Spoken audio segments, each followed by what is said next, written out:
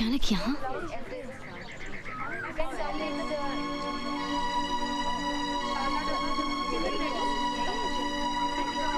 आओ बताता हूँ। कल ये घर आए थे। पहले तो इनकी बात सुनकर मुझे गुस्सा आया, गेट आउट तक कहने जा रहा था। लेकिन फिर मैंने सोचा तो लगा कि इनकी बात में बात है। आखिर मैं भी बेटी का बाप हूं और हर बाप चाहता है कि अपनी बेटी की हर इच्छा पूरी करे, और अगर वो इच्छा आखिरी है तो जान देकर भी। बात क्या है डैडी? सूरज को अब तक सुप्रिया का इंतजार था, बट नाउ उस इंतजार का कोई मतलब ही नहीं निकलता। ये सब जानते हैं, सूरज भी। सुप्रिया के फादर को जितना अपनी बेटी की जिंदगी का ख्याल है, उतना ही सूरज की जिंदगी का भी, क्योंकि उन्होंने सूरज को एक बेटे की तरह पाला है। तो उसे सारी खुशियां देना, उसका घर बसाना, ये भी तो इन्हीं की जिम्मेदारी है। इसलिए वो चाहते हैं कि तुम सूरज से शादी कर लो। डैडी, मैंने अभी तक जवाब नहीं दिया। हालांकि मैं उनसे कह सकता था कि मेरी बेटी अभी छोटी है, पढ़ रही है, उसको अपना करियर बनाना है, वगैरह वगैरह। लेकिन ये सब मैंने उनसे नहीं कहा, क्योंकि हंसी खेल में सही, अनजाने में सही, तुमने सूरज से प्यार तो किया था। इसलिए मैंने उनसे वादा किया है कि अगर मेरी बेटी के दिल में अब भी सूरज के लिए फीलिंग्स हैं, तो मैं उन फीलिंग्स के बीच में नहीं आऊंगा। अब फैसला तुम्हें करना है, लेकिन जो भी डिसीजन लो सोच समझ कर लो, क्योंकि मैं नहीं चाहता कि आगे चलकर तुम्हारी जिंदगी में कोई कॉम्प्लिकेशंस पैदा हो।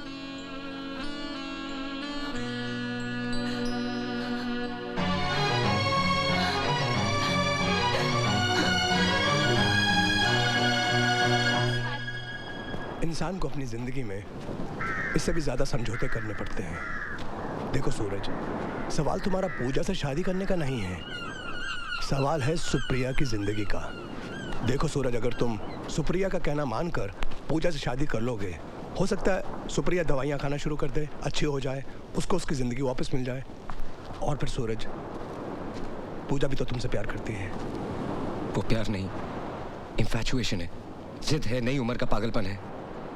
इट इज़ नॉट पॉसिबल दिलदार। मैं तुम चाहते हो सुप्रिया अपनी आखिरी ख्वाहिश अपने सीने में दफन करके मर जाए, लेकिन देखो सूरज, मैं तुम्हारा दोस्त हूँ, मैं सिर्फ तुम्हारी अच्छाई चाहता हूँ, मैं तो सिर्फ मशवरा दे सकता हूँ। लेकिन सूरज, जो कुछ करना अच्छे से सोच समझ कर ठंडे दिमाग से करना, क्योंकि एक तरफ सवाल दो दो जिंदगियों का है और दूसरी तरफ दो दो मौतों का।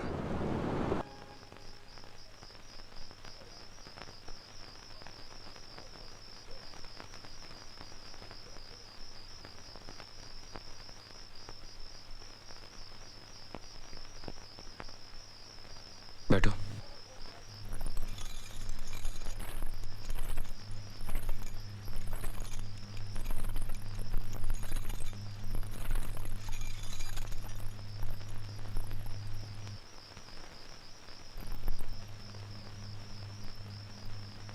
अब तक जो हुआ, अच्छा या बुरा, उसे हम भूलने की कोशिश करेंगे। तुम्हें सब कुछ पता है और कुछ सच होना हो, लेकिन ये सच जरूर है कि we are husband and wife.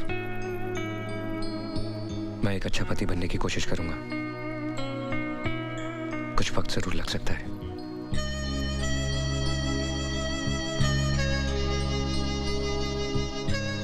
सो जाओ।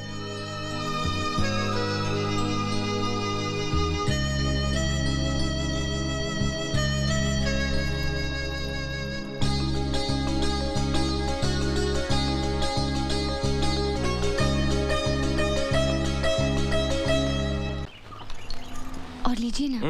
बस बस। क्यों? ब्रेकफास्ट अच्छा नहीं लगा? बहुत अच्छा लगा।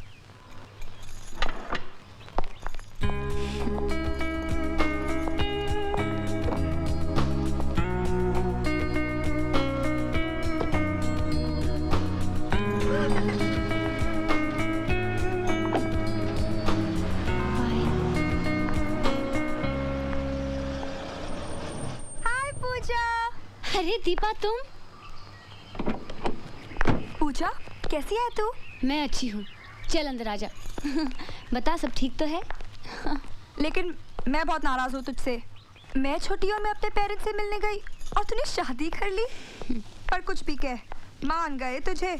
तूने जिसे चाहा उसे आखिर पा ही लिया। सूरज सर को तेरे प्यार के आगे झुकना ही पड़ा, नहीं? ए पूजा, एक बात बता, सुप्रिया दीदी कैसी है? अभी भी बिस्तर पर ही है या कुछ इम्प्रूवमेंट है? तू कुछ भी कह, तूने उनके साथ बड़ी ज्यादती की है। तूने तो जो चाहा वो पा लिया, लेकिन वो बेचारी।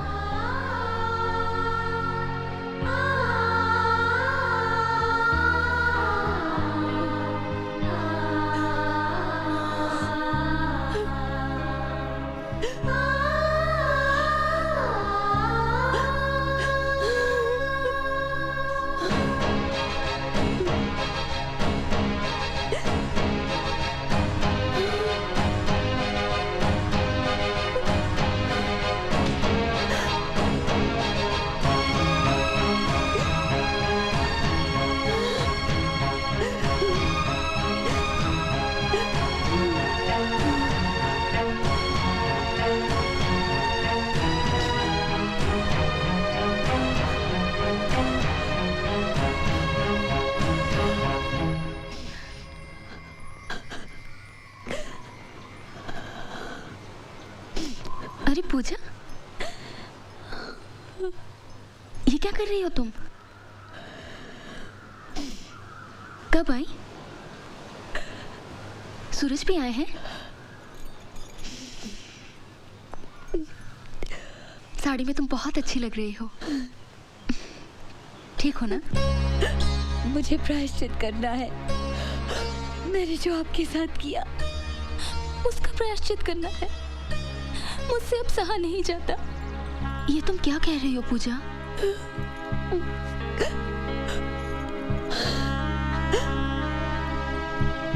आपने मुझे श्राप क्यों नहीं दिया, बद्दुआ क्यों नहीं दी? अपने दिल पे आपके आंसुओं का भार लेकर मैं नहीं जी पाऊंगी। तुमने ऐसा कुछ नहीं किया पूजा जिससे तुम्हारे दिल पर कोई भार हो। जोड़ियां तो भगवान के यहाँ बनती हैं। नहीं सुप्रिया जी, आपकी इस हालत की जिम्मेदार मैं हूँ, सिर्फ मैं। अपनी जिद पूरी करने के लिए मैं खुद अपनी परछाई से लड़ रही थी। ये अब मुझे पता चला है। कुछ भी न जानते हुए अब जब सूरज से मुझे एक पत्नी के तौर पे जाने लगे हैं, मुझे उनका प्यार मिलने लगा है, तो अब ऐसा लगता है कि मेरा उस प्यार पे कोई हक ही नहीं है, क्योंकि मैंने उसे जीना है। ऐसा महसूस होने लगा है कि मैंने कोई चोरी की है, कोई गुनाह किया है। अरे पगली, सूरज का प्यार मिल रहा है, तुझे तो खुश होना चाहिए। जिंदगी भर सुखी रहे, मेरी भगवान से यही प्रार्थना है, और रहेगी आखिरी सांस तक।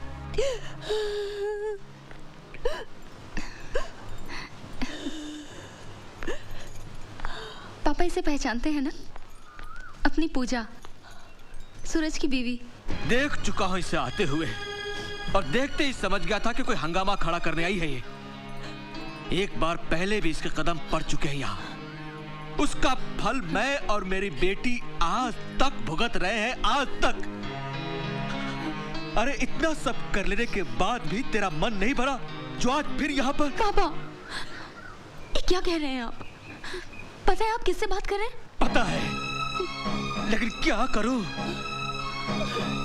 आग लगी है यहाँ, आग। बहुत सहा है मैंने, बहुत भुगता है। बहुत चुप रहा हूं मैं, लेकिन अब चुप नहीं रहूंगा। मैं तो उस दिन इस सूरज को बताने वाला था, लेकिन मेरी बेटी ने मेरे पांव पकड़ लिया और कहा कि ये बात किसी को पता नहीं लगनी चाहिए। पापा! देख देख देख मेरी बेटी की हालत देख। इससे पहले कि मैं आपे से बाहर हो जाऊं, चली जा यहाँ से। पापा! फिर यहाँ कभी मत आना। अपना मनहूस चेहरा यहाँ कभी मत दिखाना। क्या बात है पापा? नहीं, ऐसी तो कोई बात नहीं। नहीं, कोई तो बात है जो आप लोग मुझसे छुपा रहे हो। क्या बात है? सुप्रिया, तुम बताओ। नहीं सूरज, ऐसी कोई बात नहीं है। मैं बताती हूँ। पूजा नहीं। आपको पता होना चाहिए कि क्या हुआ। बिल्कुल पता होना चाहिए कि मैंने क्या किया। सुप्रिया जी को दोबारा स्ट्रोक मेरी वजह से हुआ। नहीं पूजा नहीं। जो कुछ भी हुआ मेरी वजह से हुआ। मैंने इनसे कहा कि आपको इनसे प्यार नहीं, सिंपैथी है। मैंने कहा कि ये स्वार्थी है। इन्हें सेल्फिश कहा। इन्हें कहा कि ये अपने स्वार्थ के लिए आपकी जिंदगी बर्बाद कर रही है। मैंने इन्हें अपाहिज कहा, अपंग कहा और कहा कि वो कभी आपको हैप्पी फैमिली मैरिड लाइफ नहीं दे सकती और बच्चा भी।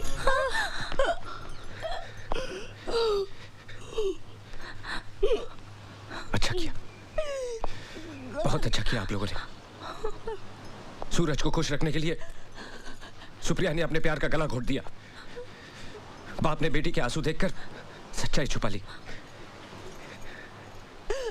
एक सूरज ही बेवकूफ निकला, नहीं समझ सका, कुछ नहीं समझ सका। सुप्रिया, इतनी बड़ी कुर्बानी देने की क्या जरूरत थी?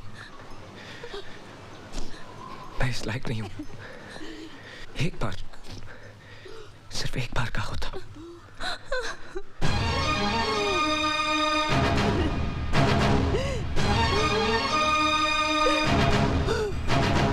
बंद करिए अपना रोना। आज के बाद अपनी शक्ल भी मत दिखाना मुझे। तेरे आंसुओं में भी जहर है। सारी जिंदगी तू रोएगी, तब भी तुझे माफी नहीं मिल सकती। देखना, एक दिन तेरा ज़मीर ही तेरी गलती की सजा देगा तुझे। अपनी शक्ल भी मत दिखाना। तेरे आंसुओं में भी जहर, तेरे आंसुओं में भी जहर।